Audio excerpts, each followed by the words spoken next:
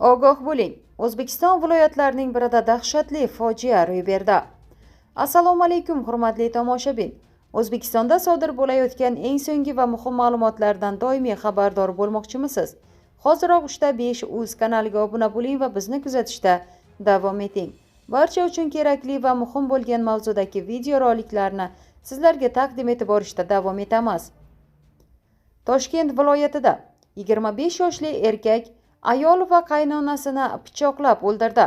Bu haqida qalampir.uz so'roviga binoan Bosh prokuratura matbuot kotibi Hayot Shamsuddinov ma'lum qildi. Bildirilishicha, holat joriy yilning 19-mart kuni soat 20larda Chinoz tumani Obi Hayot mahallasida sodir bo'lgan. Bo'ston ko'chasi 48-uyda yashovchi 2000-yilda tug'ilgan K.A.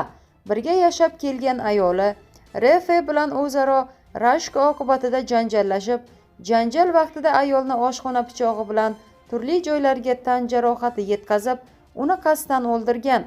Shuningdek, ushbu janjalni eshitib, qizini ajratish maqsadida kelgan 1978-yilda tug'ilgan qaynonasi Meshini ham oshxona pichog'i bilan turli joylariga qasddan urib, uni ham o'ldirgan. Mazkur holat yuzasidan Chinoz tuman prokuraturasi tomonidan erkakka nisbatan Jinoyat kodeksining 97-moddasi qasddan odam o'ldirish 2-qismi A.J. bandlari bilan jinoyat ishi qo'zg'atilgan.